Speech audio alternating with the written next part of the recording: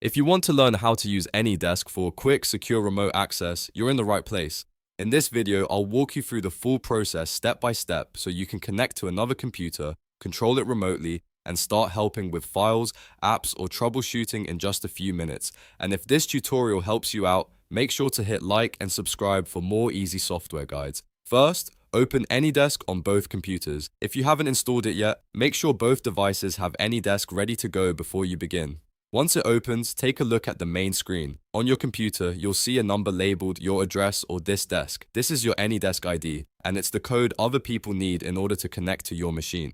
Now, if you're connecting to someone else's computer, ask them for their AnyDesk address. Just like your own ID, this number is what you'll use to start the remote session. Make sure they give it to you exactly as shown, because even one wrong digit can prevent the connection from working. Next, go to the remote desk box on your screen and type in the other computer's AnyDesk address. After entering the number, double check it before moving on. This is an important step because the connection will only go to the address you enter here. Once the address is entered, click the Connect button. At this point, AnyDesk will send a connection request to the remote computer. You may need to wait a few seconds while the request reaches the other device. On the remote computer, a pop-up window will appear asking the person to approve the connection.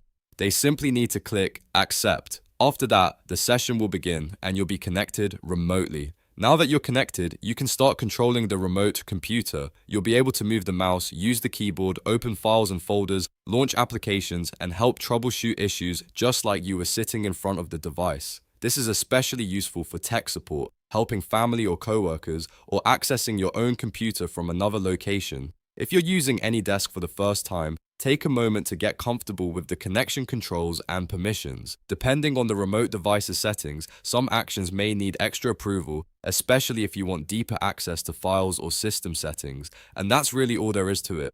Open AnyDesk, get the address, enter it into the remote desk box, connect, accept the request, and then control the remote computer.